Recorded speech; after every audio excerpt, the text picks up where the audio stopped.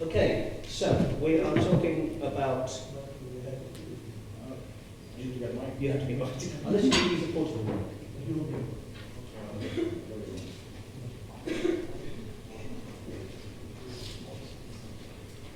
Yeah, one of the two. I think it'll be much. Yeah, so we're talking basically about success in sustainable destinations, but specifically about ESG. Now, environmental, social and governance investing guidelines are helping investors to better align their portfolios with sustainable tourism development and responsible investing. And then hopefully that means that they will sharpen their investment decisions to yield a better long-term financial value while respecting ethical values. I think it's important, because we're going to take a 360 view of this, because we're not just from the point of view of the destination, but also obviously from the point of view of the investor. I think it's important actually, before we even go any further, to explain how ESG is impacting on the tourism industry generally, because I think most people don't necessarily know that. Does anybody want to take that and explain that first of all, for the benefit of people online out here? Either of you. Ben, it's up to you. You always give me the I always give the mic. So I think we need to look at ESG and its impact on both sides. The investor as well as the market. Let's begin with the market. APTA in the UK conducted a study that says that travelers are willing to pay up to 20% more for sustainable experiences than others that would like take into account sustainability principles. We're seeing in general a move by the market, by travelers, everything conscious, socially as well as environmentally, seeking more responsible and sustainable experiences. So responsible because of the social aspect matter. So now from the investor side, they also need to be cognizant of the market needs, but at the same time, we're even seeing the investors are being governed their growth and their ability to achieve their investment objectives by financial institutions. And we'll give you an example. Over the past 3 weeks, I've had a frenzy of signing agreements with banks. I signed agreements with about 8 banks. In Boston University agreement to bring finance to the tourism sector. So this is under the umbrella of the tourism loan program. So traditionally banks have shied away from the tourism sector. They see it seen riskier than other industries. So now we convince them that you need to look at the holistic view of tourism, the entire tourism value chain. So they came in with tourism products, or lending products that fit the tourism sector. We came up here to adjust it to seasonality as an example of that sort. But a number of banks are saying we are governed by ESG principles, and we're going to evaluate business not just in the financial veracity of the business plan, but does it comply with ESG principles? Does it harm the environment? Or does it even harm cause social harm to the communities that they are in? So it's interesting to see even sources of finance are starting to even dictate how investors are developing their investments. It's not just about financial returns, it's about the entire ecosystem of investing. Yeah. So basically everyone is playing the game now. If you like, everyone has to play this game. It's not a game, obviously, it's very important too. But you know what I mean? It's not just a one-sided thing now. Investors themselves feel responsible for doing this, yeah? Which is, okay, good. So let's deal then with each of your particular scenarios. You are going to talk, aren't you, much more about the hotel. I know you cover several countries, yes, but you are looking at it very much from the hotel sector point of view. So can you explain that? Sure, sure. So let me just give you a bit of, sort of introduce myself so you have an idea of where I'm coming from.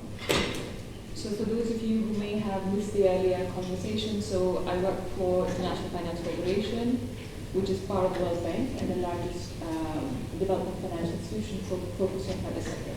So we provide financing to all sectors, and the hospitality sector is one of them.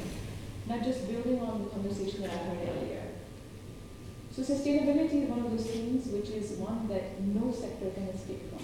We are currently in the COP27 week. Within the, when we say ESG, is environmental social governance. Yep. E, currently environmental. The most important part right now, I would say the focus is on emissions. The hotel sector globally contributes to about 1% of the global emissions, which is similar to what the entire South African country produces. Yep. I think the green building sector is much more close to 15 to 20%. And we're reaching a point in time where governments all over the world, investors all over the world, cannot escape the fact that they have to tackle the climate challenge. Because if they don't do it, they end up with major risks, both especially on the environmental side. And of course, there is, in addition to environment, the social side is very much linked to environment. So by that I mean is that environmental rights of people are very closely connected to the E side. So and the very sort of good examples of how in extreme weather instances, certain communities, certain like women, for example, are much more affected than men. Now coming to IFC, I would just say that we as a development investor, and we work a lot with the private sector, with banks and institutional investors, etc. as well. When we're looking at any particular project, we look at it from the ESG lens. So the first thing, and if any project comes to my table, we will look at the fact that, does it comply with environmental, social, governance criteria for the IFC? And which essentially means is that, as we start looking at the project, has a project that has undertaken an environmental, social impact assessment? What are the management systems? How do they plan to mitigate it? Is there community impact? So all that needs to be looked at and looked after. And then beyond that, I would say it's not a matter of risk mitigation. In fact, I think now we should be talking about opportunities. Okay. Because this particular sustainability trend or the need offers a lot of opportunities for this particular sector as well. So I'll leave it at that. I have a lot more to say, but I'll stop there. Okay, that's very useful, thank you. So which brings us to the point then, to talk about, and let me get you involved from Brazil. How does that then change the way that both sides of the equation work, both the investor and the destination? How is ESG changing how these deals are made? Well, first of all, I would like to thank the ITIC organization for this incredible event, and to say that I would love to be present with all of you in the panel. Unfortunately, I'm having to be far away, but I hope I can participate adequately. So, how do I see it? I really think it has it is actively shaping the priorities. So we are seeing from both sides the new policies and new compliance of norms, and it is really changing the landscape, both for investors and for destinations. And I think whenever the investor changes its behavior, it's kind of automatic that it will change the destination's behavior as well. So he has to comply with the criteria that are given from the investors, and we are seeing this all over the world and in different levels and different priorities. But the main point is it is changing, and it is happening. Transition has it been, would you say, for certain sectors within travel in Brazil? Well, it really depends on the sector. We have some easier transitions than others regarding the hotel sector, for instance. It is easier because of the international, let's say, environment that they are naturally introduced. For other projects and companies in other sectors, let's say, such as tourism transportation, for instance. It is much more complicated because they are not so internationally proven, and they are not so internationally inserted. So they are having to sometimes hire consultancies and even reallocate people and hire new staff to be able to contend and to comply with all these norms. We'll come back to you shortly. In terms of Botswana, how have you reacted to this? I mean, we've already found out in many ways what a sustainable country you are in terms of tourism. Nonetheless, has it presented any challenges for you, and if so, what are they?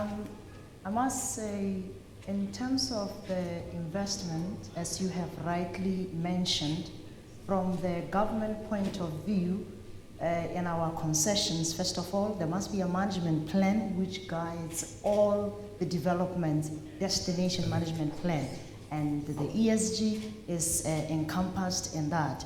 Over and above that, from the investor side, the expectation is that they are going to subject their development to the environmental impact assessment, and there is also some continuous monitoring in terms of the lease compliance. And we also have the Botswana Eco-Certification System, under which all investment within our destinations are subjected to. And the challenges that we have experienced mostly is from on the side of financing the operator to comply with certain aspects. Actually, you know, some believe that we are very stringent when it comes to the sustainability principles. And, you know, our areas are not really mostly developed because you will have to put in the solar farm for you to be able to generate power. You also have to make sure that there is proper waste management principles in place and all that. So this is a heavy investment when you look at it from the side of the investor. However, the returns afterwards, you know, are quite rewarding because the certificate that we end up giving you, it serves as a marketing collateral for the niche green market for the destination. So, is the investor expected to in a sense, pay for the solar panel or whatever else that you need? Yes, you know, when you come in, you are supposed to demonstrate the financial muscle to comply to our sustainability principles. That is basically what you are, as a checklist, you are supposed to show before we even sign a lease with yourself. Because, you know, we value our destination and how we have really fared well, you know, from way back in preserving the flora and the fauna. It's part of your branding in a way, isn't it? It is. So in other words, if you're seen to not be good enough on that, even stricter than the investor, even if they've got the pressure from the banks or whatever, then you are losing your brand. We will be losing our brand, and we are also avoiding the greenwashing aspect. We really want to make sure that we remain authentic as possible in our product offering. And those who invest in Botswana, that is why we have this low volume, high value policy, which has really generated so much, you know, for the destination. Yeah. Okay. Well, come back. We'll talk to you about other aspects of this, particularly with regard to women, which you raised as well. And I think that's an important point because that is all part of ESG. Let's look at Azerbaijan because it's was obviously very oil dependent for a long time. Tourism came along and it became tourism came along and it has become a big focus for that country, your country. Yes. How has the journey been in working with developing tourism whilst attracting investment with this new, well, relatively new requirement for ESG? Thank you for the question. I think that today we are talking more about the common matters, not dedicated, definitely targeted country. And from this point of view, I would like to, first of all, thank for inviting me here. Secondly, I would note that within the connection with the ESG, there are two very serious documents which were accepted by the World Tourism Organization. That is the first, the Global Ethics Code of Tourism.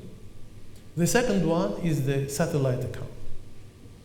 Why I'm touching these matters? First of all, ethics codes was existing before the idea of ESG came to the table, and even before the time when the United Nations accepted the strategic goals for 2030.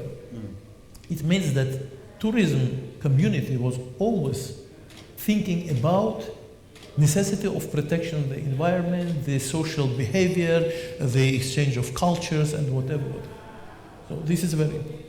The second matter is the satellite account, why I'm talking that we are measuring the volume of the real money and turnover. Yes. I'm 100% agree with you that we can't evaluate the impact of tourism and ecological and social approach to tourism in general to the local society and the social identity of the people living there. This is the same coming with the evaluation of the impact of the big events coming at the different places. For example, we make some conferences, some sports events, some cultural events. What is the impact? Impact in value of money, we can easily regulate and tell that satellite account is giving us the approximate fees. But what's happening with the local people, the community we were discussing today, this matter? How big is the impact for the social identity of the people that we can manage it, we can do it? How it reflects the growth of the young generation, which will be dedicated soon their activity to the tourism. And this is common for Botswana, for Azerbaijan, for everywhere, for Bosnia and Herzegovina. I mean, this is the question. And that's why I think that today the role of the government, I had quite a big experience working in like the Minister of Tourism. And by the way, I would like to thank Mr. Taleb Rifai, because wherever he was coming to Azerbaijan, he met with the leadership of the country, and his advices were immediately accepted, which helped us seriously.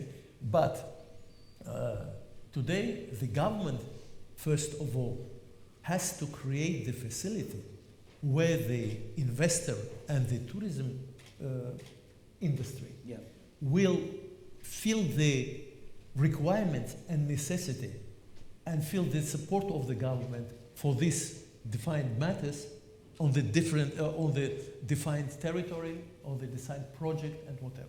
If it will not be done, then they will not feel the support of the state and we will not care. And the last moment of that, again, I'm coming to the matter of social identity and impact for the people working for the companies. If they will understand that this environment is something bringing them the value of the activity, they immediately will feel it themselves and impact it. And I think that the crucial matter in this case will play the data.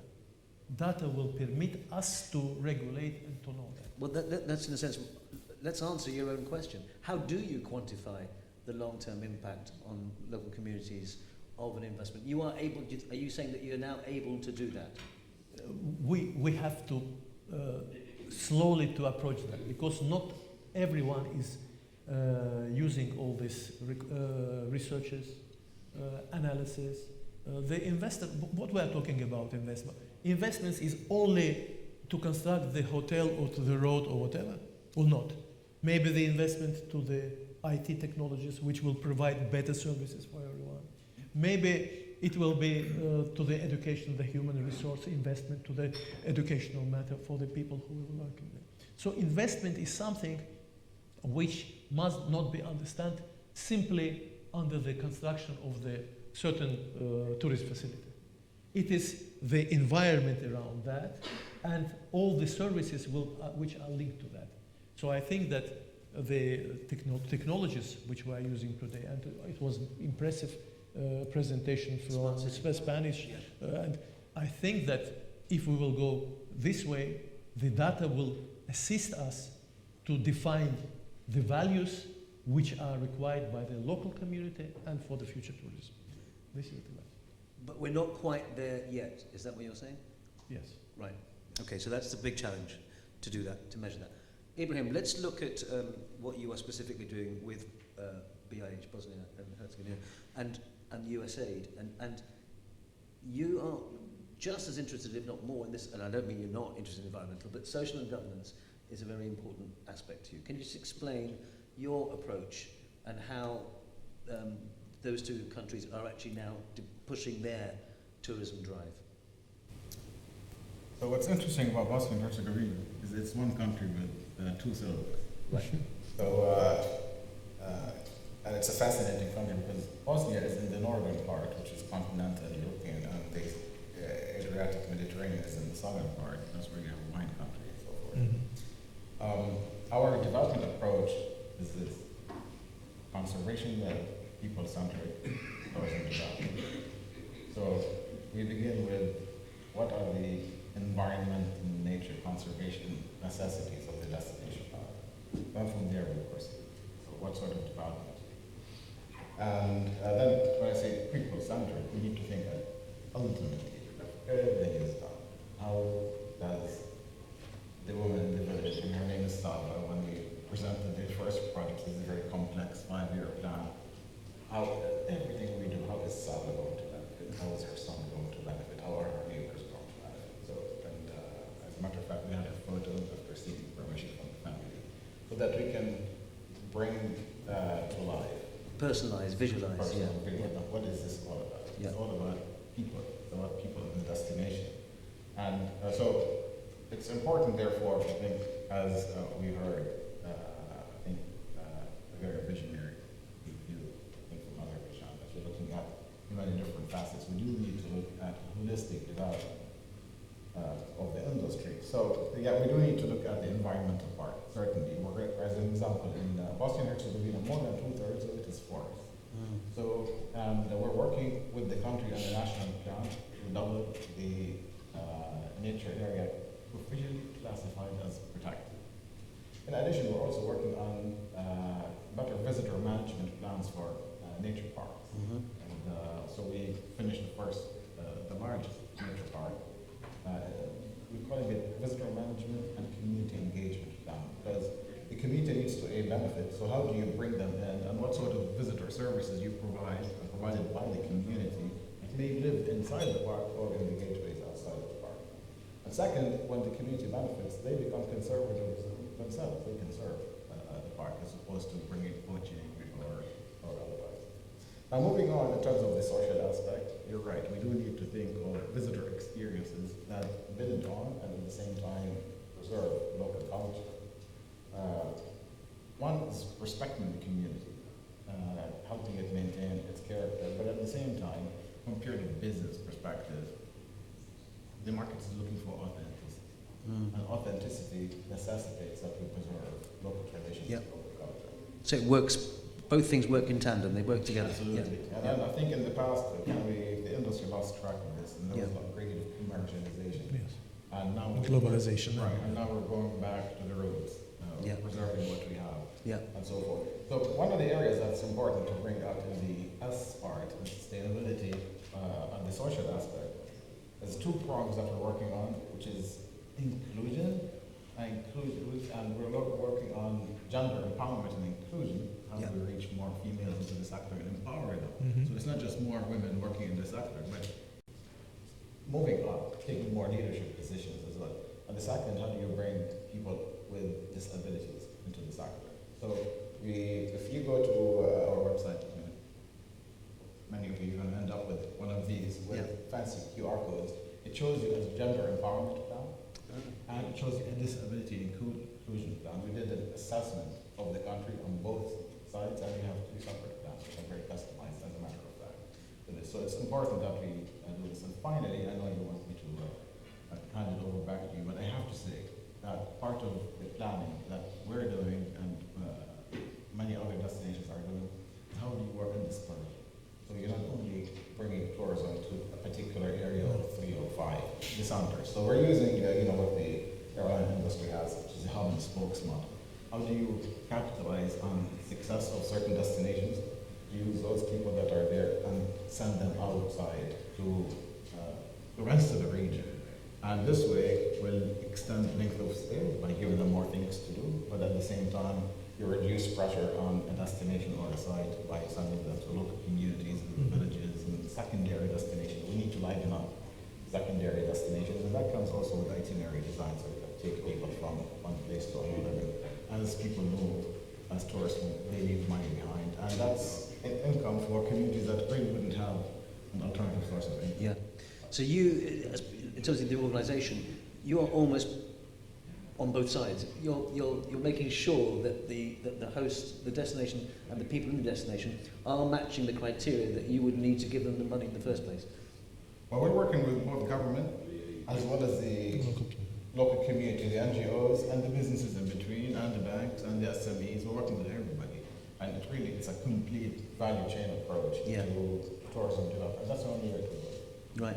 And thank you, by the way, for alerting me to the article earlier today. He showed me an article that says, what can Croatia, which is a very well-developed tourism destination, learn from Bosnia and Herzegovina? We were together in France 2 weeks ago at the World for Travel Conference, which really sustainability and responsibility was a big theme over there. And I think Bosnia came out strong in that area, demonstrating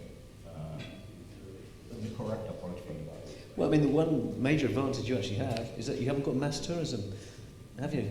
And we do not want mass tourism. We want more people to come, but we want to spread them in the off season. And even if they do come in the high season, we want to disperse them throughout the country, because even in the high season, we still have great unused capacity in accommodations, because the rest of the country isn't benefited as much. So we need to take them out of the main cities. The same problem exists in all the countries, and it's very clever to divide the country for the regions, which are suitable for different kinds of tourism. This part is suitable for ecotourism, the others, for example, entertainment, the other sports, hunting, ski resorts, and whatever. And if you make this division in the country, regionalize the approach within every region, then it's easier to split them, and then it is not mass tourism. This is dedicated tourism. And you make it possible by doing themed clusters. So there's a reason why. Why would I want to go to this area, not the other area? You're not repeating the experience. Yeah. So for instance, you go to one area in Herzegovina because it's got a good wine route, a developing wine route. Herzegovina's wine route, it's slow food region. So when you go in the north, it could be skiing and could be active hiking. For example, we hosted the World Rafting Championship, so there are different things you do in different regions. Exactly, you need to diversify. And as you diversify, you fill the rest, all of the seasons. So. Yeah, very good. Helter, in Brazil, which just sticking on the idea of communities, and obviously there are tremendous diversity of communities, particularly in out of the urban areas in Brazil. How easy has it been to get them on board and involved with ESG? Well, Brazil is really a continent. Our proportions here are so ginormous that it is kind of hard to use the same pattern for all of our destinations. So we really have to work with different niches, and also really take into account the differences. We have parts of the country that are very rich and enjoy a very good, let's say, connection with the rest of the world, and we have very isolated parts. And most of our laws are federal, and they work for the home country. But when it comes to best practices, we do have to acknowledge that the level of compliance of those regulations are very different, and also the kind of stimuli that we need to use in order to let's say make it better for those destinations is also very different. So we are adopting different strategies. Some are national, some are regionals, some are locals. Just this month, we are having a big meeting that we have organized, what we call the regionalization of tourism. So we have 200 different, let's say, managers, tourism managers in our country that are involved in this work. And right here in Brasilia, the capital, we are trying to manage this all and trying to give the right inputs for development of each of those realities, because they are very different realities. And specifically, when it comes to ESG, we know that for destinations that are more international, we have this we have been prioritizing some aspects of it, such as the environmental aspect. And we know when it comes to foreign investors that are national, we know that usually they aim more for the social aspect of it, employment, and we have seen some very notable results for our country in tourism. Just to say, last month we created more than 300,000 jobs in Brazil, and 40%, 37-ish, are from tourism. So we are very important right now, and I really believe that tourism is the future for many of third world countries or countries in development. Yeah. Leading the way in ESG in many ways, yeah, it has to be a trailblazer, doesn't it? I wonder, no time is short, but I need to get to talk a bit more to you two very quickly. In terms then of what you are doing, when I mean, looking at your patch of countries, they're very much Western, aren't they? UK, Ireland, Denmark, and Malta. Yeah. Yeah. So when I'm basically for IFC, our mandate is development in the emerging markets. So I'm working with companies who are in this part of the world, Yep. and investors who are in this part of the world, who are investing Right. in the emerging markets. Yeah. So the focus is very much the emerging markets. Yeah. The one sort of point that I would like to highlight, just listening to the conversations earlier, we need to look at sustainability as an opportunity. In terms of data, for example, we know green buildings, including hotels, so new builds have a return of investment, I think, within 2 years. Mm-hmm. So the incremental cost of making a hotel green is literally like 100,000 in terms of water efficiencies, energy efficiencies, efficiencies in embodied material, and the return is in 2 to 3 years. For retrofits, it's slightly longer, but still, it's within the investor's horizon. Same thing on diversity in terms of on the board and management, etc. We have done studies which show that in companies where you have women on the board, do much better on return on investment, return on assets. So keeping that in mind, that diversity brings better decision making, which ends up affecting the bottom line. Yep. And then the other bit which I was just listening earlier on is like just going forward is like nature-based assets. So we're looking at right now very rapid development of the carbon credit market, and where nature-based assets will be a very important source of where companies in this part of the world particularly, because there are net zero commitments across the board in the European world, where every company has to by 2030 or 2050 meet the net zero targets. And they cannot do that without carbon credits. And the majority of that will come from most likely emerging markets, nature-based assets. So anything on forestry, conservation, etc., will contribute towards that. So we need to start looking at, in a very forward-looking manner, in a very sort of looking at it as an opportunity, and how can you develop your assets, which will both yield a better return, and how can we then avail opportunities in the future. So I just want to leave it at that. No, but so in which case you're advising boards to have, which is brilliant, have more women on the board, because that actually produces better rewards for the investor. Yes. That surely that is an obvious takeaway message Yeah, to any, and I don't quite know why that isn't better spread within the business community. It's quite a few studies done on it. It's Yeah. just simply a matter of people now adopting it. Right. Yeah, so. But the fact is you gain from having women on the board. It's a no-brainer. It's a no-brainer. Anyway, just one last thing to you. Well, ultimately, what we are finding then is that ESG is not a disruptor in the negative way. It's not making tourism worse. In your view, it's actually improving both the rewards, financial and everything else from tourism, and the welfare of the host destination. Yeah? Yes. Tell me more. Just last words really about Botswana and why you are confident that ESG will work. Well, we know why, partly because that's your brand. But anyway. Yes. Like my colleagues here have already said, investing in people, particularly the governance part of side of things, helps the investor to have the confidence even in destination.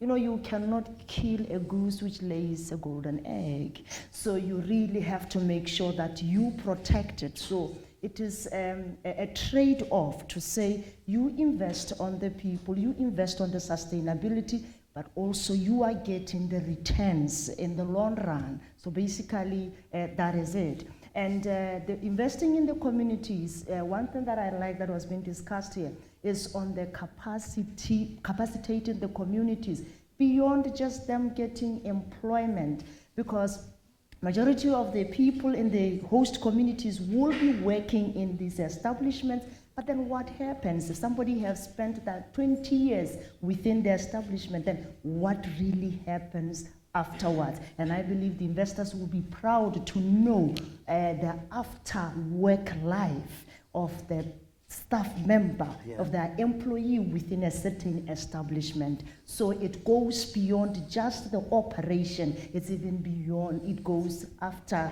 the life of the worker themselves. Holistic again, in every way. Yes. Well, I look forward to that world, and we were getting closer and closer. Yes. But that sounds exactly what we should be going for. Yeah. And that is the whole point of ESG, I hope, at least underneath.